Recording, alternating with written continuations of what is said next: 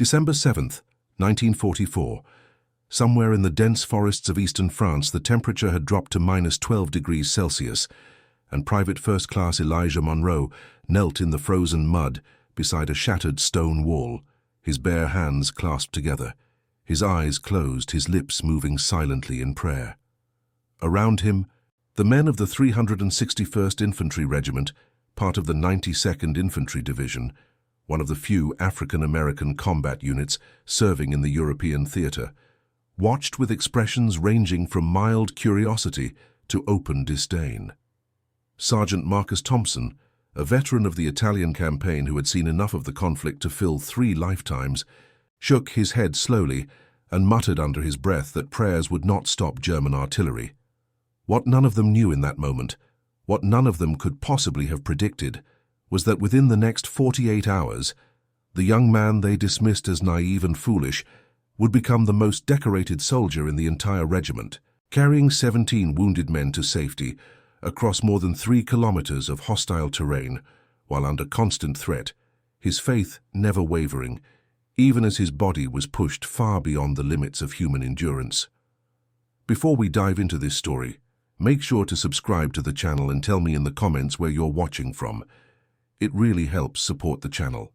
This is the remarkable true story of how one man's unwavering belief, combined with extraordinary physical courage and an almost superhuman determination to save his brothers in arms, transformed not only himself but every man who witnessed his actions, proving that the human spirit, when driven by something greater than fear, can accomplish the seemingly impossible. Elijah Monroe had been born 23 years earlier in the small town of Clarksdale, Mississippi, in the heart of the Delta, where the cotton fields stretched to the horizon and the summer heat shimmered like water on the dirt roads.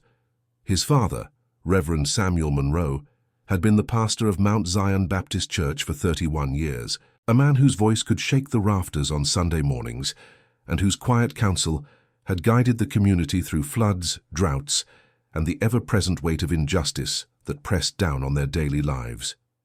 Elijah had grown up in the church, learning to read from the Bible before he ever saw a school book, memorizing verses the way other children memorized nursery rhymes, absorbing his father's unshakable conviction that faith was not passive but active, that belief without works was empty, and that every human being carried within them a divine spark that connected them to something far greater than themselves. He had been a slight child, quiet and thoughtful, more inclined to spend his afternoons reading in the shade of the old magnolia tree behind the parsonage than playing in the streets with the other boys. But he had also possessed a surprising strength, developed through years of helping his mother in the vegetable garden, hauling water from the well, and assisting his father with the endless repairs that the aging church building required. By the time he was 16, he could carry a 100-pound sack of feed on each shoulder without breaking stride, a fact that his mother often mentioned with a mixture of pride and worry, as if she sensed that her gentle son was being prepared for something far more demanding than farm work. When the conflict in Europe had begun to draw in more and more American forces, Elijah had felt a calling that he struggled to explain even to himself. He was not a violent man. The thought of harming another human being went against everything he had been taught, but he felt with absolute certainty that he was meant to be there, that his purpose lay somewhere in the chaos and suffering of the conflict overseas.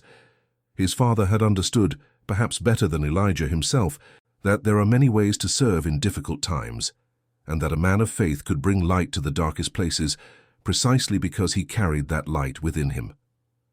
And so, in the spring of 1944, Elijah Monroe had enlisted in the United States Army, knowing that as a black man in America, his path would be different from that of white soldiers, that he would face prejudice from the very institution he sought to serve, but believing, with the same quiet conviction that had sustained his family for generations, that his presence could make a difference. The reality of army life had been both better and worse than he had imagined. Better because he had found among the men of the 361st a brotherhood that transcended the divisions that had marked his civilian life. Worse because the discrimination he faced was not limited to the enemy.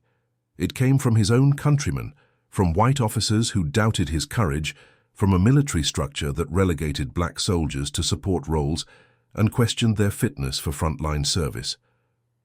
The 92nd Infantry Division, known as the Buffalo Soldiers, after the legendary Black Cavalry units of the American West, had been activated in October of 1942 at Fort Huachuca, Arizona, one of the most isolated posts in the entire Army, chosen specifically to keep the black troops away from white civilian populations. The division had trained for 2 years under conditions that were often deliberately harsh, their equipment frequently outdated, their leadership sometimes actively hostile to their success. And yet they had persevered, had proven themselves again and again in training exercises, had shipped out to Italy in the summer of 1944 and immediately been thrown into some of the most difficult fighting of the entire campaign. Elijah had arrived in Italy in August, joining his unit just as they were preparing to push north toward the Gothic Line, the heavily fortified German defensive position that stretched across the Italian peninsula. The fighting had been brutal, rugged mountain terrain, entrenched enemy positions. Supply lines stretched thin over roads that were little more than goat paths. The men of the 92nd had acquitted themselves well, despite the doubts of their commanders, despite being given some of the most dangerous assignments with some of the least support. Elijah had served as a medical aid man, a role that suited his temperament perfectly. He could help without harming, could use his strength and endurance to carry the wounded to safety, could offer comfort and hope to men in their most desperate moments. He had quickly earned a reputation for fearlessness, for going forward when others held back, for treating every wounded man, regardless of rank or regiment, with the same gentle care. But he had also earned a reputation for something else, something that many of his fellow soldiers found harder to understand: his habit of praying before every mission, every patrol, every dangerous moment. While other men checked their weapons and equipment, Elijah Monroe would kneel wherever he was, close his eyes and commune with his God. Some of the men respected this, saw in Elijah's faith a reflection of their own upbringing, their own mothers' and grandmothers' teachings. But others found it strange, even unsettling. Sergeant Marcus Thompson was chief among the skeptics, a hard man from Chicago who had worked in the stockyards before the conflict, who had seen enough of life's cruelty to believe that the universe was indifferent to human suffering. Thompson was a good soldier, brave and competent, but he had no patience for what he saw as naive optimism. In his experience, prayers did not stop bullets, did not keep men from being maimed and broken, did not bring back the friends he had lost in the Italian mountains. He viewed Elijah's constant devotions with a mixture of pity and irritation, and he was not shy about expressing his opinion. The incident that would change everything began on the morning of December 8, 1944, when the regiment received orders to advance through a sector of forest that had been designated as lightly defended, but strategically important. Intelligence reports suggested that the German forces in the area had pulled back, leaving only a token rear guard, and the mission was expected to be relatively straightforward: move through the forest, secure the crossroads on the far side, and establish a position from which to support the next phase of the offensive. The men were tired but confident, their spirits lifted by the news that the enemy was retreating, that perhaps the end of the conflict was finally in sight. Lieutenant James Worthington, a white officer from Virginia who had earned the respect of his black troops through his fairness and courage, gathered the platoon for a final briefing. He was a tall man with a thin face and tired eyes, and he spoke in the soft drawl of his home state as he traced their route on a worn map. The platoon would advance in 2 columns through the forest, maintaining visual contact with each other, moving quickly but cautiously. Their objective was a crossroads approximately 4 kilometers to the northeast, where they would establish defensive positions and wait for reinforcement. The terrain was difficult: dense pine forest with heavy underbrush, patches of ice and snow, limited visibility. But the main challenge was expected to be the weather and the terrain, not the enemy. Lieutenant Worthington stressed the importance of staying together, of maintaining discipline, of reaching the objective before nightfall. He wished them luck, told them he was proud to serve with them, and dismissed them to make their final preparations. Elijah Monroe knelt beside the ruined stone wall and began to pray. Around him, the other men went through their own rituals, checking their medical supplies and equipment, eating a few bites of ration, writing quick letters home that they would entrust to the company clerk. Private Leon Carter, a young man from Alabama who had become Elijah's closest friend in the unit, knelt beside him and bowed his head, joining in the prayer without words. Leon was 20 years old, a former schoolteacher who had enlisted the same week as Elijah, and he shared his friend's deep faith, though he expressed it more quietly. Together they had formed a team of medical aid men, responsible for treating casualties and evacuating the wounded, a dangerous job that required them to go wherever the need was greatest, regardless of the risks. Leon admired Elijah's courage and steadiness, his ability to remain calm when chaos erupted around them, and he had learned to trust his friend's instincts completely. But not everyone shared Leon's respect for Elijah's devotions. A few meters away, Sergeant Thompson watched the two kneeling men with an expression of poorly concealed contempt. He turned to Corporal Darnell Williams, a machine gunner from Detroit, and said loudly enough to be heard that if praying worked, they would not need medics at all. They could just ask the Almighty to stop the German artillery. Williams laughed, a nervous sound that was more about fitting in than genuine amusement, and a few other men smiled. Elijah heard the comment. He could not have missed it, but he did not open his eyes or pause in his prayer. When he finally rose, brushing the frozen mud from his knees, his expression was serene, untroubled, as if the mockery had not touched him at all. Leon looked at his friend with concern. He was used to this kind of treatment, they all were, but it still stung, especially coming from their own people. Elijah, however, simply smiled and said that every man had to find his own way to prepare. His way was to remember who he was and whose he was, that he was not alone. He picked up his medical bag, adjusted the Red Cross armband that marked him as a non-combatant, and took his place in the column. Leon followed, shaking his head at his friend's unshakable calm. The platoon moved out at 0800 hours, advancing into the forest in two parallel columns, separated by about 30 meters. The trees were tall pines, their branches laden with snow, and the ground was covered with a thick layer of needles that muffled their footsteps. The morning air was bitterly cold, their breath forming clouds of white vapor that hung in the still air. Visibility was limited, perhaps 50 meters in the best conditions, and the men moved carefully, alert for any sign of danger. Lieutenant Worthington was at the head of the left column, Sergeant Thompson leading the right. Elijah and Leon were positioned in the center left, ready to move forward or back as needed, their medical bags heavy with bandages, sulfur powder, morphine syrettes, and splints. For the first hour, everything went according to plan. The forest was quiet, almost peaceful. The only sounds the crunch of snow beneath their boots and the occasional call of a winter bird. Some of the men began to relax, to believe that the intelligence reports had been accurate, that the enemy had indeed withdrawn. They passed through clearings where the weak winter sun broke through the canopy, and through ravines where the shadows were so deep it felt like twilight. They crossed a frozen stream, the ice groaning beneath their weight, and climbed a gentle slope where the pines gave way briefly to bare birch trees, their white bark stark against the snow. By 1000 hours, they had covered nearly half the distance to their objective, and Lieutenant Worthington called a brief halt to check the map and allow the men to rest. It was during this halt that Elijah first sensed something was wrong. He could not have said what it was. No sight, no sound, just a feeling in his gut, a whisper in his spirit that all was not as it seemed. He looked around at the trees, at the snow-covered ground, at the grey sky visible through the gaps in the canopy, and he felt a chill that had nothing to do with the temperature.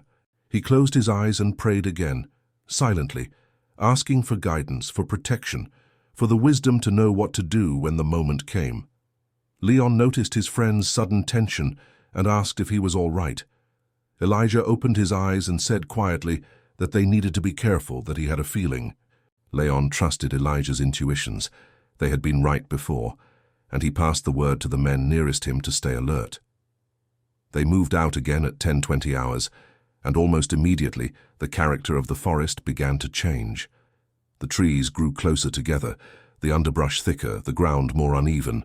The light faded as clouds moved in, and a wind rose from the northeast, carrying with it the first flakes of a snow squall. Visibility dropped to 20 meters, then 10. The columns closed up, the men straining to keep sight of the comrades ahead of them, and the steady pace slowed to a careful walk. Lieutenant Worthington sent a runner to check on Sergeant Thompson's column, but the runner returned with confused news. Thompson's men had drifted further to the right than intended and were having trouble maintaining their line. The lieutenant cursed under his breath and ordered a halt while he tried to re-establish contact. They never got the chance. The first indication that they had walked into a trap was a series of sharp sounds from the trees ahead. Not the enemy they had expected, but something far worse. German forces had not withdrawn from this sector. Instead, they had prepared carefully concealed positions throughout the forest, allowing the Americans to penetrate deep into the area before springing their trap. What the intelligence reports had failed to reveal was that this stretch of forest was a carefully prepared defensive zone, designed to draw in attackers and then cut them off from retreat and reinforcement. The men of the 361st had walked directly into it. The effect was immediate and devastating. The platoon, spread out over more than 200 meters of forest, was caught in a crossfire that seemed to come from every direction at once. Men dove for cover behind trees and into depressions in the ground, but there was precious little cover to be had, and the enemy positions were well concealed and mutually supporting. Within the first 30 seconds, the platoon suffered multiple casualties. Men were going down all around, calling out for medics, for help, for their mothers. The air was filled with the sounds of chaos, shouting, the crack of branches, the thud of men hitting the ground. Elijah Monroe did not hesitate. While other men pressed themselves into the frozen earth, trying to make themselves as small as possible, he rose to a crouch and began to move toward the nearest cries for help. Leon grabbed his arm, his eyes wide, and told him to wait, to stay down until they could figure out what was happening. But Elijah just shook his head and said that waiting was not an option. Those men needed him now. He pulled free and sprinted forward, his medical bag bouncing against his hip, zigzagging between trees as the sounds of danger filled the air around him. The first man he reached was Private Henry Jackson, a 19-year-old from Georgia, who was lying on his back in a patch of blood-stained snow, his hands pressed to his left thigh. A piece of shrapnel had torn through the muscle, and the wound was bleeding heavily. Elijah dropped to his knees beside the young soldier, his hands already moving with practiced efficiency, pulling out a pressure bandage and applying it to the wound. Jackson was terrified, his eyes rolling, his breath coming in short gasps, and Elijah spoke to him calmly, steadily, telling him that he was going to be all right, that God was watching over him, that he just needed to lie still and let Elijah do his work. Within 2 minutes, the bleeding was controlled and the wound was bandaged. Elijah gave Jackson a shot of morphine, told him to stay where he was and not to move, and then he was up and running again toward the next cry for help. Over the next 30 minutes, Elijah treated 6 wounded men, moving constantly through the chaos, completely indifferent to his own safety. He splinted a broken arm, bandaged a head wound, controlled bleeding from a chest injury that should have been fatal. He spoke to each man with the same calm assurance, the same unshakable faith that they would survive, that they would get through this, that help was coming. And something strange began to happen. The men he treated, even those who had mocked his prayers just an hour earlier, began to draw strength from his presence. There was something about him, something in his voice and his manner, that made them believe they would be all right. His hands were steady, his movements precise, and his eyes held no fear, only a focused determination that seemed to radiate outward and touch everyone around him. But the situation was growing more desperate by the minute. The platoon was pinned down, unable to advance or retreat, and casualties were mounting. Lieutenant Worthington had been hit in the shoulder and was trying to direct the defense while one of the men applied a bandage to his wound. Sergeant Thompson's column had been hit even harder than Worthington's, cut off and surrounded, their cries for help barely audible over the din. The German forces had moved to encircle them completely, cutting off any possibility of retreat, and a cold realization began to spread through the surviving men. They were trapped, outgunned and outnumbered, and unless something changed, none of them would make it out alive. It was Leon Carter who first articulated what needed to happen. He had made his way to Elijah's position, helping to treat the wounded, and as they knelt together behind a fallen tree, he said grimly, that they needed to get the wounded out of there, that if they stayed, everyone would be lost. But there was no way to carry them, no stretchers, no vehicles, no clear path to safety. The only option was to carry them on their backs, one at a time, over 3 kilometers of hostile terrain through enemy positions in the snow and cold. It was impossible. It was suicide. No one could do it. Elijah Munro looked at his friend, and then he looked around at the wounded men scattered through the forest, young men far from home, frightened and hurt, depending on someone to save them. And he felt something shift inside him, a clarity that burned away all doubt and fear, a certainty that this was why he was here, that this was the purpose he had felt drawing him across the ocean to this frozen forest. He had carried sacks of feed on his shoulders since he was a boy. He had faith that could move mountains, and he would not, could not, leave these men behind. He told Leon to stay with the wounded and keep them stable, to tell them that he was coming back for them, every single one. And then, before Leon could argue, Elijah Munro lifted Private Henry Jackson onto his shoulders in a fireman's carry and began to walk. The journey that followed would become legend in the 361st Infantry Regiment, a story passed down through generations of soldiers who could scarcely believe it was true. Elijah carried Henry Jackson 3 kilometers through the forest, over rough terrain, through enemy positions, never stopping, never resting, his breath coming in great clouds of vapor, his legs burning, his arms screaming with pain. Twice he had to drop flat and wait as German patrols passed within meters of his position.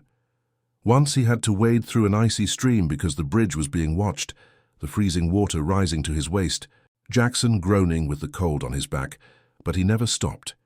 He never considered turning back. He just kept putting one foot in front of the other, his lips moving in silent prayer, drawing on reserves of strength he had not known he possessed.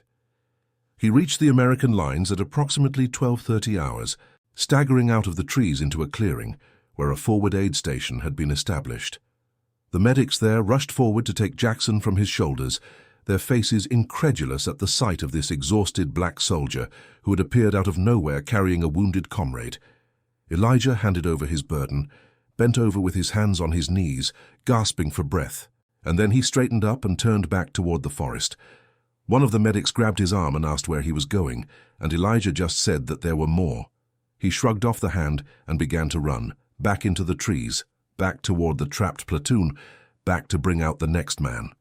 Behind him the medics stared in disbelief, and one of them said softly that he had never seen anything like that before. Elijah made that journey 16 more times over the next 8 hours.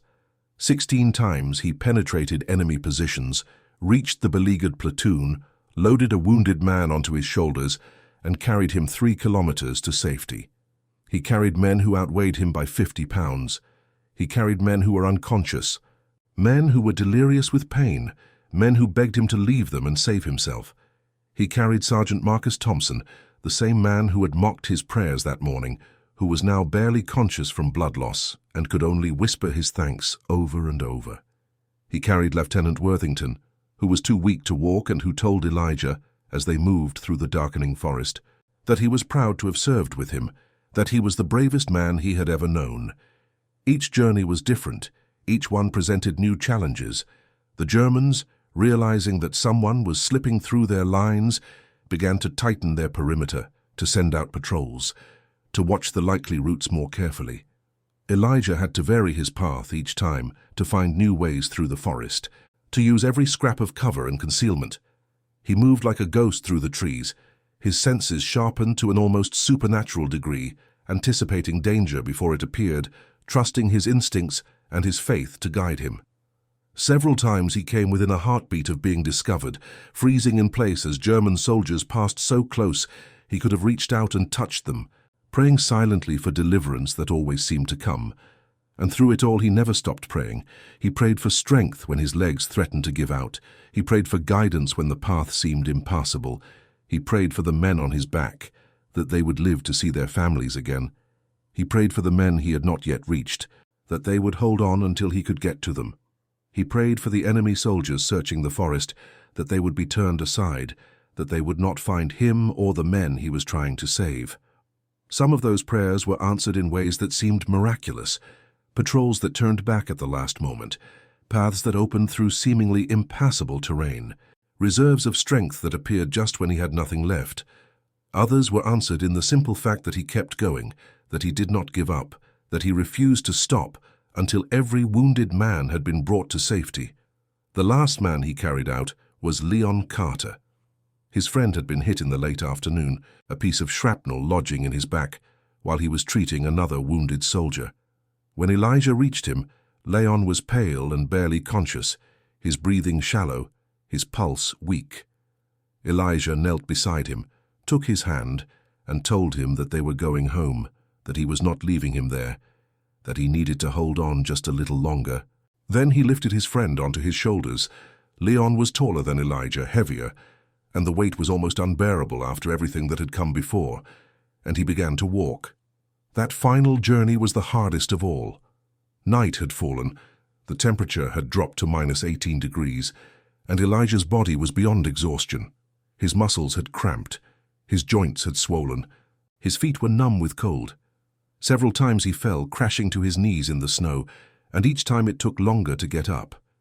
He talked to Leon the whole way, telling him about home, about Clarksdale, about the church and his father's sermons, about the life they were going to have when all this was over. He told him about the sunrise over the Delta cotton fields, the way the light turned everything gold, and the smell of his mother's biscuits on Sunday morning. He told him that God was with them, that he would not abandon them now, that they were almost there, just a little further. He staggered into the American lines at 22:30 hours, 14 hours after he had started, carrying the 17th and final wounded man. The medics rushed forward again, and this time they caught Elijah as he collapsed, his legs finally giving out completely. They laid him down in the snow beside his friend, and for a long moment he just lay there, staring up at the stars, unable to move or speak. His clothing was soaked with sweat and blood, some of it his own, most of it from the men he had carried. His hands were raw and blistered, his face gaunt with exhaustion and pain. But there was something in his eyes, a peace that went beyond weariness, a light that the darkness had not been able to extinguish. The word spread quickly through the American positions about what Elijah Monroe had done. Soldiers who had not seen it could scarcely believe it. One man carrying 17 wounded comrades 3 kilometers through enemy territory, one at a time, for 14 hours straight. It seemed impossible, superhuman, the kind of thing that only happened in stories. But the witnesses were there, the rescued men were there, and their testimony was unanimous. Elijah Monroe had saved all of them. Every single wounded man from that platoon, at unimaginable cost to himself. The medics examined him and found that he had somehow continued operating with severe exhaustion, muscle damage, and frostbite in both feet that would take months to heal. By any rational measure, he should have collapsed after the 3rd or 4th journey. Instead, he had made 17. News of Elijah's actions reached the regimental commander by the following morning, and from there it spread rapidly up the chain of command. In an army still deeply divided by race, still plagued by officers who doubted the capabilities of black soldiers, the story of Private First Class Elijah Monroe was a revelation. Here was proof, undeniable and overwhelming. That courage and dedication knew no color line. Lieutenant Colonel Marcus Richardson, the white commander of the 361st, personally visited the field hospital where Elijah was recovering and spent an hour at his bedside, listening to the young soldier's account of the rescue. When he left, Richardson told his adjutant that he was recommending Monroe for the Medal of Honor, the highest decoration the Army could bestow. It would be an uphill fight. No black soldier had received that medal in this conflict, but Richardson was determined to try. For Elijah, lying in his hospital bed with his bandaged feet elevated and his body slowly beginning to heal, the recognition meant less than the knowledge that he had answered his calling. He thought about each of the 17 men he had carried, remembered their faces and their voices, wondered how they were doing and whether they would recover. He thought about Leon, who was in the bed next to him, who was going to be fine, the doctors said, thanks to Elijah getting him out when he did. He thought about Sergeant Thompson, who had gripped his hand that morning and apologized for the things he had said, who told Elijah that he had been wrong, that faith was not weakness, but strength, that he finally understood. And he thought about his father, back in Clarksdale, who had always told him that the measure of a man was not in what he believed, but in what he did with that belief, how he lived it out in the world. Elijah had never understood those words more clearly than he did now. The men of the platoon had begun calling him the Praying Soldier, a nickname that would follow him for the rest of his service and beyond. But there was no mockery in it anymore, only respect, admiration, and something deeper that might have been called awe. The ones who had laughed at his devotions now sought him out, asked him to pray with them, wanted to understand how he had found such strength and where they might find it themselves.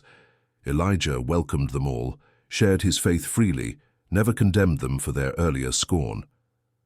"Every man finds his own path," he told them. "Some of us just take longer to find it than others." As he lay in the hospital healing from his wounds, Elijah did not know that his story was only half finished. He did not know about the recommendation for the Medal of Honor making its way through army bureaucracy, or about the political forces that would try to block it because of his race.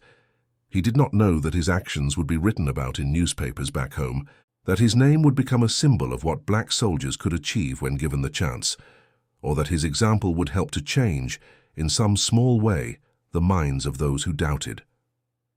He did not know that 3 decades later, long after the conflict had ended and the world had moved on, his grandchildren would sit at his feet and beg him to tell the story again.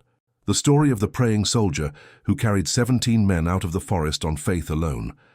All he knew in that quiet hospital room, with the snow falling softly outside the window and his best friend sleeping peacefully in the next bed, was that he had done what he was meant to do. He had answered the call. He had not let his brothers down. And that was enough. But the story of December 8th, 1944 was not over. Even as Elijah recovered, events were in motion that would test his faith in ways he had never imagined, that would force him to make choices even harder than the ones he had already made, and that would reveal the true depth of what one man's courage could accomplish. The praying soldier had become a hero, but his greatest trial was still ahead. The field hospital where Elijah Monroe recovered was a converted farmhouse about 12 kilometers behind the front lines, a sturdy stone building with thick walls that kept out some of the cold, and a red cross painted on the roof to mark it as a medical facility. The building had once been home to a French family who had fled when the fighting approached, leaving behind furniture and photographs and the small personal items that spoke of lives interrupted. Now it held rows of metal cots, medical supplies stacked in every corner, and the constant sounds of men in pain, groaning, coughing, crying out in their sleep. The smell was a mixture of antiseptic and wood smoke and something else beneath it all, something that Elijah had come to recognize as the smell of suffering itself. He had been there for 3 days when Captain William Hartford arrived.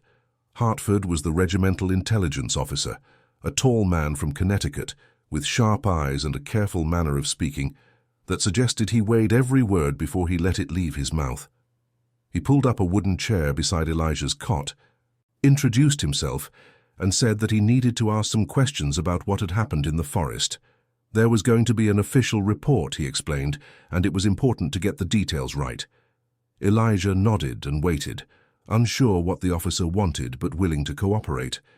Hartford pulled out a notebook and a pencil, and for the next 2 hours he took Elijah through every moment of December 8th, from the morning briefing to the final journey carrying Leon Carter to safety. He asked about routes and timings, about enemy positions and patrol patterns, about the condition of each wounded man and the treatment Elijah had provided. He asked how Elijah had known which paths to take, how he had avoided detection, how he had found the strength to keep going when his body was failing. And through it all he wrote furiously in his notebook, filling page after page with neat, precise handwriting. When the questions were finished, Hartford sat back and looked at Elijah for a long moment without speaking. Then he said that what Elijah had done was the most remarkable thing he had encountered in 3 years of conflict service. He said that the colonel was recommending Elijah for the Medal of Honor, and that Hartford had been assigned to compile the documentation to support the recommendation. He said it would not be easy. There were people in the army who would resist giving that medal to a black soldier, but that the evidence was overwhelming and the witnesses were numerous, and he believed they had a real chance. He asked if Elijah understood what this meant.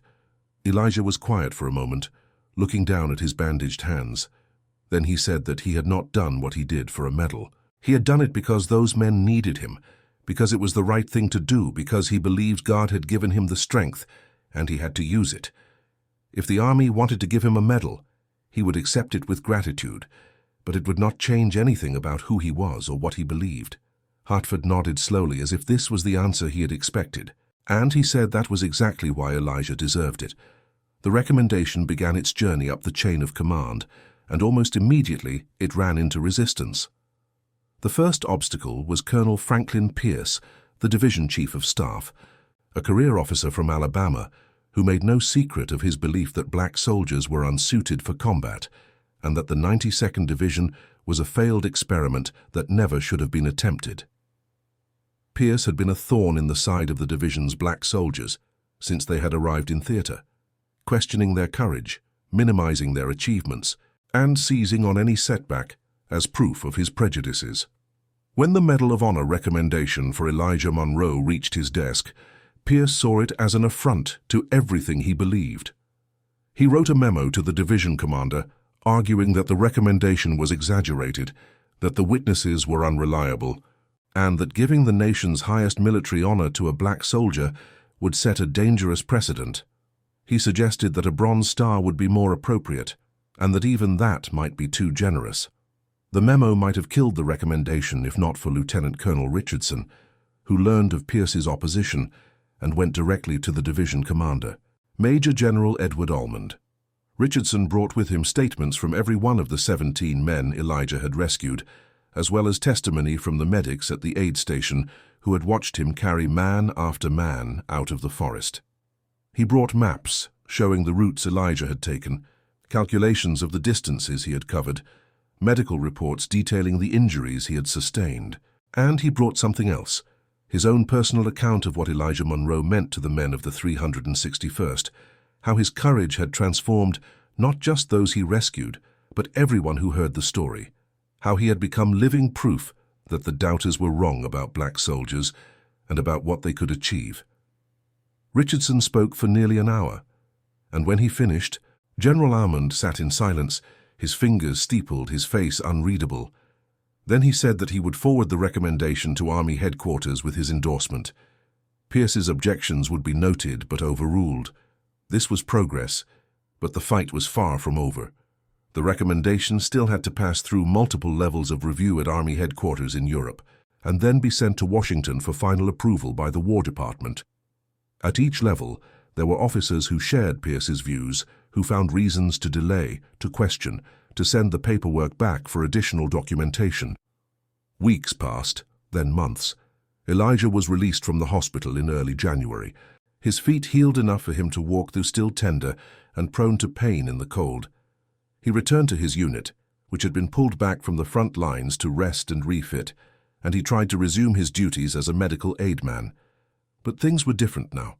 Everywhere he went, men looked at him differently, with respect, with admiration, with something that bordered on reverence. They called him the praying soldier to his face now, and they meant it as the highest compliment they knew how to give. The men he had rescued sought him out, one by one, to thank him personally. Henry Jackson, the first man he had carried, was back with the unit after 2 months of recovery.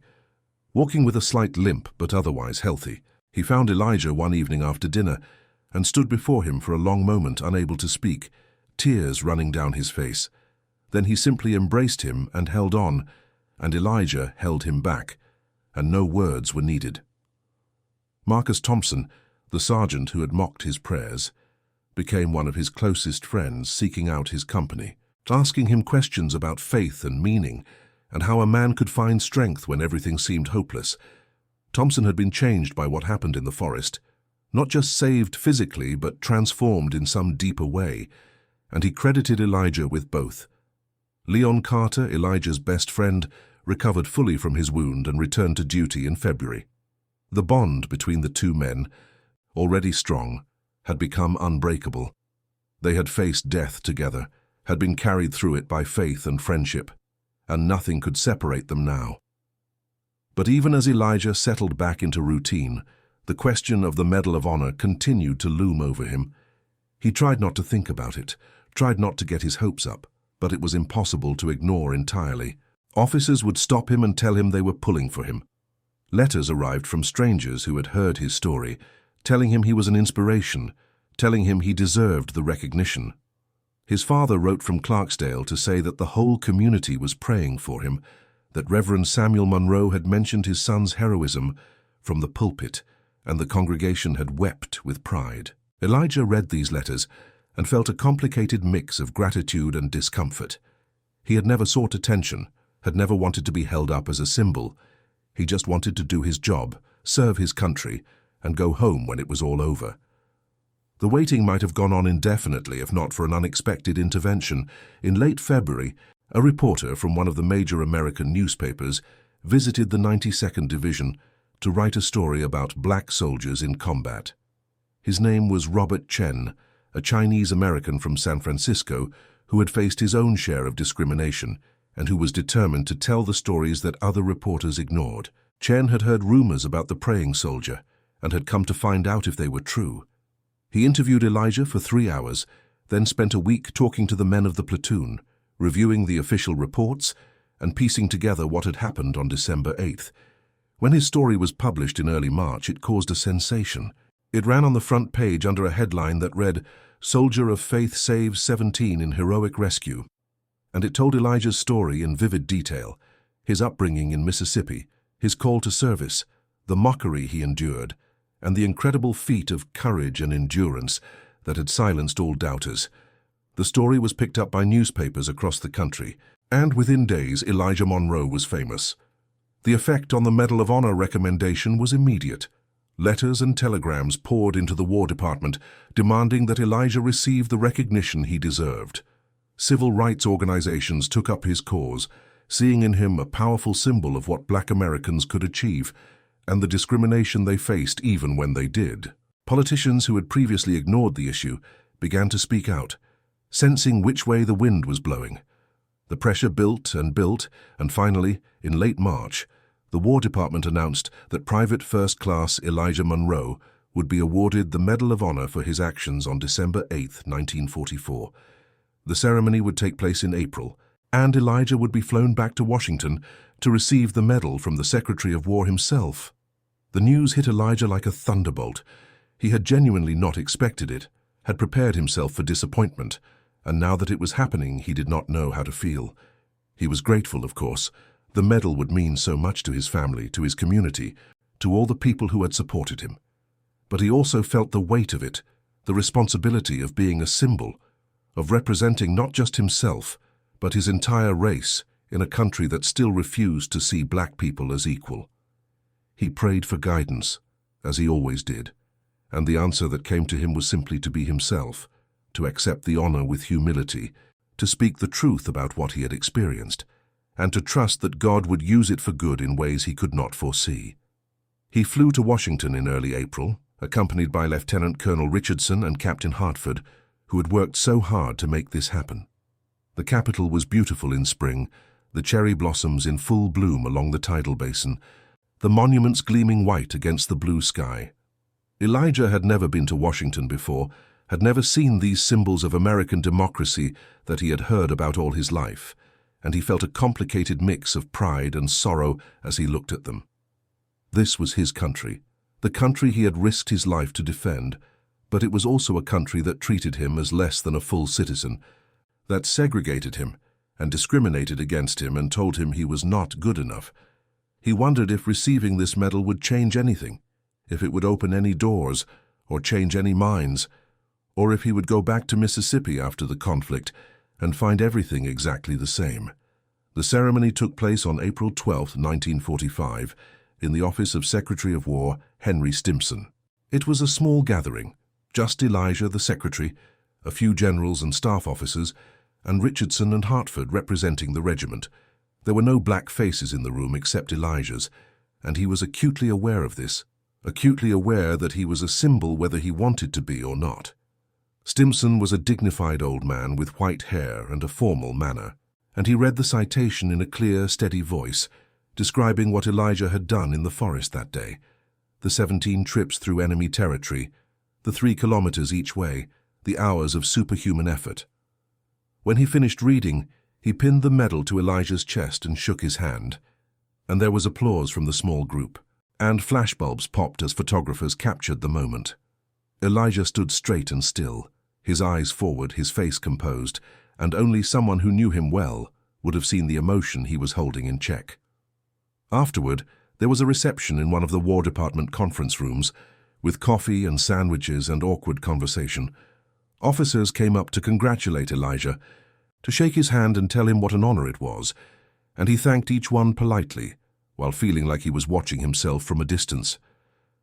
Then the door opened and a young corporal came in with a message for Secretary Stimson, and Elijah watched the old man's face change as he read it, saw the color drain away, saw his hands begin to shake. Stimson looked up and asked for everyone's attention, and in a voice that was suddenly frail and old, he announced that President Franklin Roosevelt had passed away that afternoon in Warm Springs, Georgia. The room went silent. Someone dropped a coffee cup, and Elijah Monroe, standing there with the Medal of Honor on his chest, felt the world shift beneath his feet. The death of the president cast a shadow over everything that followed. The nation plunged into mourning, and the story of Elijah Monroe, which had been front-page news just days before, was pushed aside by the larger tragedy. Elijah found himself in a strange limbo, a hero without an audience, a symbol whose moment had passed. He spent 3 more days in Washington, attending the memorial events, watching the funeral procession from the crowd, and then he flew back to Europe to rejoin his unit. The conflict continued. There was still work to be done. He arrived back in Italy in late April to find the situation transformed. The German forces were collapsing all across Europe, their armies in full retreat, their leadership in disarray. The end was coming. Everyone could feel it, and there was a giddiness in the air, a sense that the nightmare was almost over. The 92nd Division pushed north through Italy, encountering sporadic resistance, but nothing like the fierce fighting of the previous year. Towns that had been held by the enemy fell one after another, their populations pouring into the streets to welcome the liberators with flowers and wine and tears of joy. For the men who had endured so much, who had lost so many friends, it was overwhelming. They laughed and cried and embraced strangers and tried to comprehend that they might actually survive this, that they might actually go home. Elijah moved through these final weeks in a state of quiet reflection. He did his job, tended the wounded, prayed with the dying, but part of him was already looking ahead to what came next. He had changed in the year since he left Mississippi, changed in ways he was still trying to understand, and he knew that he could not simply go back to his old life as if nothing had happened. He had seen too much, done too much, become too much, but what that meant for his future, he did not yet know. The conflict in Europe ended on May 8, 1945, and the celebration that followed was unlike anything Elijah had ever experienced.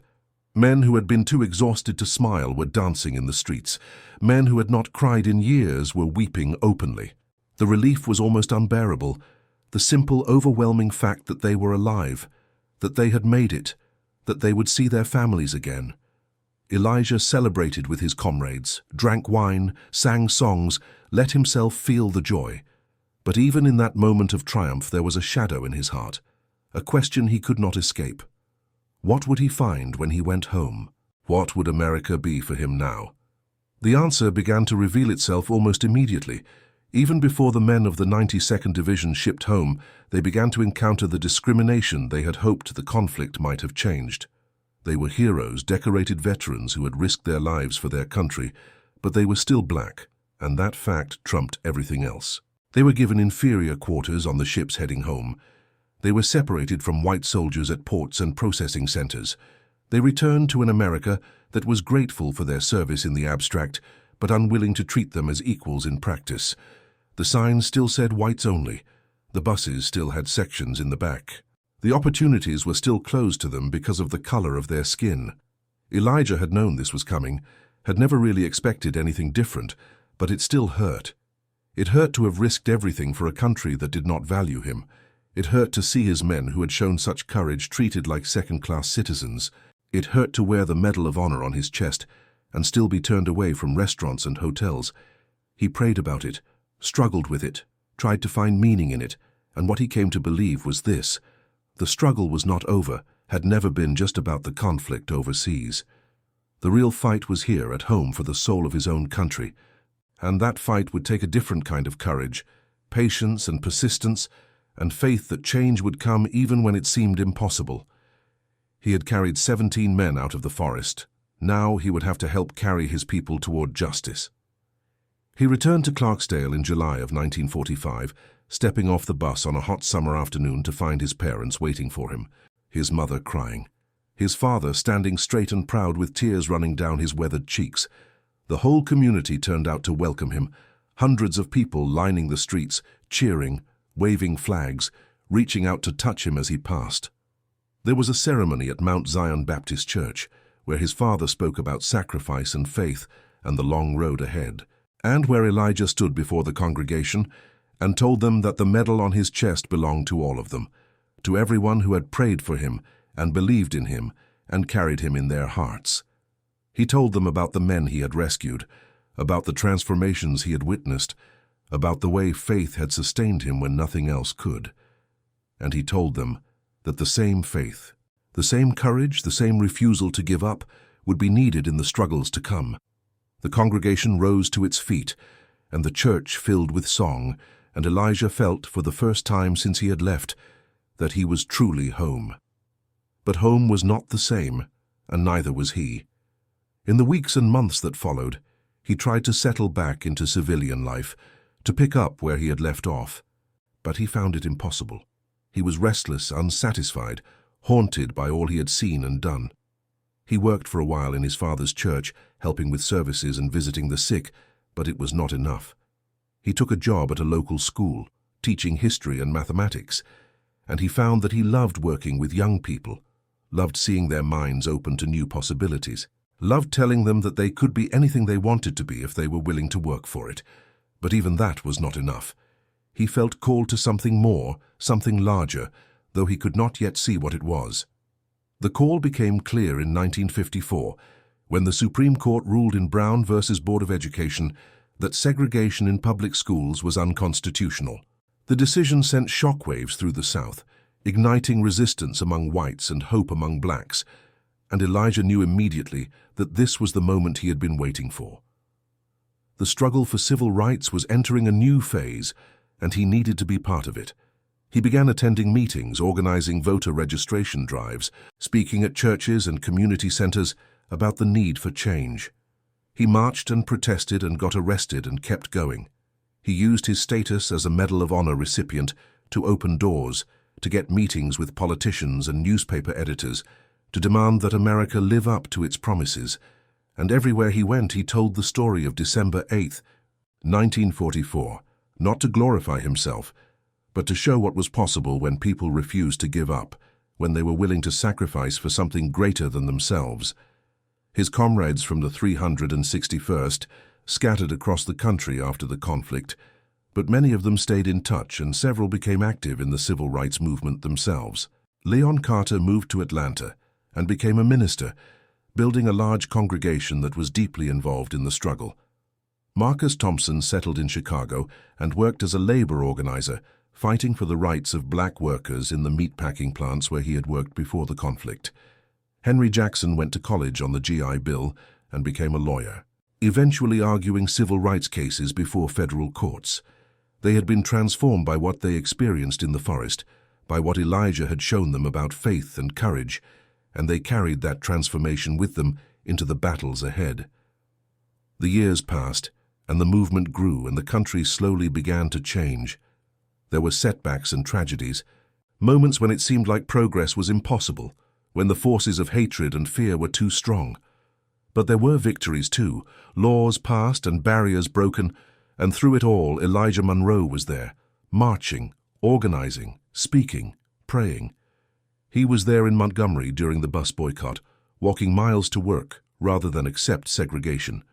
He was there in Birmingham when the fire hoses were turned on peaceful protesters, standing his ground as he had stood it in the forest. He was there in Washington in August of 1963, in the crowd of 200,000 people who came to hear Dr. Martin Luther King Jr. speak of his dream. And he wept as he listened, wept for all that had been suffered and all that was still to come. He married in 1948 a woman named Dorothy Williams, who had grown up in Clarksdale and who shared his faith and his commitment to justice. They had 4 children, 2 boys and 2 girls, and raised them to believe that they could achieve anything, that the barriers they faced were real but not insurmountable. That change was coming even when it seemed far away. Elijah was a devoted father, present and loving, but he was also often away, traveling for the movement, and Dorothy bore much of the burden of raising the children alone. She never complained, never asked him to stop because she believed in what he was doing as much as he did.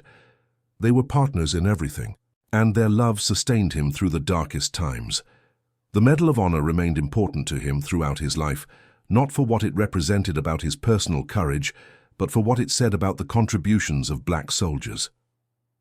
For decades, African Americans who served with distinction in conflicts had been systematically denied the recognition they deserved, their heroism ignored or minimized because of their race. Elijah became an advocate for these forgotten heroes, working to get their stories told and their medals awarded. He testified before Congress, spoke at military academies, wrote letters and made phone calls and refused to let the matter rest.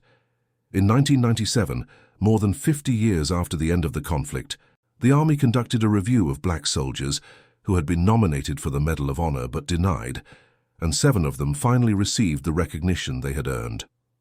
Elijah, now in his 70s, attended the ceremony at the White House and watched with tears in his eyes as justice was finally done. He lived to see the 20th century end and a new one begin, lived to see things he never thought possible. A black man running for president, then winning, then standing on the steps of the Capitol to take the oath of office. He was 87 years old when Barack Obama was inaugurated in January of 2009, and he watched on television from his living room in Clarksdale, surrounded by his children and grandchildren and great-grandchildren. And he said that he never thought he would see this day, but he had always believed it would come. That was the thing about faith, he said. You did not have to see the destination to keep walking toward it. You just had to believe it was there. Elijah Monroe passed away in his sleep on March 15, 2012 at the age of 90. He was buried in Clarksdale with full military honors, the Medal of Honor displayed on a cushion beside his casket, the flag folded and presented to Dorothy, who had been his wife for 64 years. Hundreds of people came to the funeral, family and friends, civil rights leaders and politicians, veterans who had served with him and young people who had only heard his story. Leon Carter, now 87 himself, delivered the eulogy, speaking through tears about the man who had carried him out of the forest, who had shown him what faith could do, who had been his brother for almost 70 years. He said that Elijah Monroe was the best man he had ever known, and that the world was darker without him, but brighter for his having been in it. The story of the praying soldier has been told many times since then, in books and documentaries, in school curricula and military training programs. It has become one of those stories that people reach for when they need to be reminded of what human beings are capable of what courage and faith can accomplish when they are truly tested. But for those who knew him, who marched with him and prayed with him and were changed by him, the story was never really about one day in a forest. It was about a life lived in service to others, a refusal to accept injustice, a belief that every person mattered and deserved to be treated with dignity. It was about carrying people, literally and figuratively, when they could not carry themselves. Marcus Thompson, who had mocked Elijah's prayers on that cold December morning so many years ago, lived until 2004. And in his final years, he often spoke about the lesson he had learned in the forest. He said that he had gone into those trees believing that the world was cold and cruel, that you could only count on yourself, that faith was a crutch for the weak. He had come out knowing that he was wrong about all of it, that there was something greater than himself, that connection to others was strength rather than weakness, and that a man on his knees in prayer might be the strongest man of all. He said that Elijah Monroe had not just saved his life that day, he had saved his soul. The men of the 361st Infantry Regiment held reunions every year until there were too few of them left to gather. At every reunion, they told the stories of what they had done and what they had endured, and the story of December 8th was always told last, saved for the end like a benediction. They would describe the forest and the cold and the chaos, the impossible odds and the impossible rescue, And then they would raise their glasses to the praying soldier, to Elijah Monroe, who had shown them that faith was not about escaping the darkness, but about carrying a light into it. Some of them had become religious themselves because of what they witnessed. Others had not, but they had all been changed. All been marked by the experience of seeing one man give everything he had for others, without hesitation or complaint. In Clarksdale, Mississippi, there is now a street named after Elijah Monroe, and a scholarship fund in his name that sends young people to college every year. The church where his father preached still stands, and inside there is a small display about Elijah's life, photographs and documents, a replica of his Medal of Honor, and the worn Bible he carried through the conflict, its pages soft with use, its margins filled with notes in his careful handwriting. People come from all over to see it, to learn about the praying soldier, and the church members tell them the story just as Elijah would have wanted it told, not as the tale of a hero, but as proof of what is possible when a person commits themselves fully to something greater than their own survival. Dorothy Monroe lived for 3 more years after her husband's passing, and in that time she gave many interviews about their life together, about the man he was when the cameras were not watching, about the struggles and sacrifices that never made it into the history books. She said that he was not a saint, that he had doubts and fears like anyone else, that there were nights when the weight of everything seemed too much to bear. But he never stopped believing, she said. He never stopped praying. And he never stopped getting up in the morning and doing the work, no matter how hard it was or how far away the goal seemed. That was his gift, she said. That was what made him who he was. On the wall of Elijah's study, preserved now exactly as he left it, there hangs a framed photograph from December of 1944.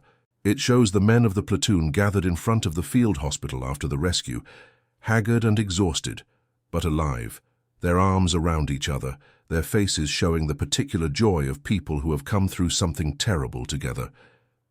Elijah is in the center of the group, still wearing the Red Cross armband of a medic, his expression calm and peaceful despite everything he has endured. He is surrounded by the 17 men he carried out of the forest, and they are all looking at him with an expression that is hard to name. Gratitude, certainly, but something more than that. Something like awe at what they witnessed, at what they now know is possible. Below the photograph, in Elijah's own handwriting, is a verse from the book of Isaiah. "But they that wait upon the Lord shall renew their strength. They shall mount up with wings as eagles. They shall run and not be weary. They shall walk and not faint." He had carried 17 men 3 kilometers through enemy territory, one at a time for 14 hours, on faith and determination alone. But in truth, he never stopped carrying people for the rest of his life. He carried his family and his community. He carried his fellow veterans and the civil rights movement. He carried the hope that things could be better, that justice would prevail, that the arc of the moral universe was long but it bent toward righteousness. He carried all of them, just as he had carried Henry Jackson and Marcus Thompson and Leon Carter out of that frozen forest, because that was who he was. That was what he was made for, and he would not put them down until the journey was complete. They laughed at the black soldier praying before the mission. They did not understand him, did not believe that his faith meant anything in a world of chaos and cruelty. But when everything fell apart, when there was no hope left, he rose to his feet and did the impossible again and again and again until every man was safe. And those who survived, who owed him their lives, never laughed again. They had seen something that day that they would never forget, something that changed them forever. They had seen what a human being could do when he was connected to something greater than himself, when he refused to give up, when he was willing to sacrifice everything for others. They had seen faith in action, courage made manifest, love in its most powerful form. Elijah Monroe, the praying soldier, the man who carried 17 wounded comrades out of the forest on that cold December day in 1944, was not a perfect man. He was simply a man who believed, who served, and who never stopped trying to make the world better than he found it. And in the end, that was enough. That was more than enough. That was everything. And that concludes our story. If you made it this far, please share your thoughts in the comments. What part of this historical account surprised you most? Don't forget to subscribe for more untold stories from World War II and check out the video on screen for another incredible tale from history. Until next time.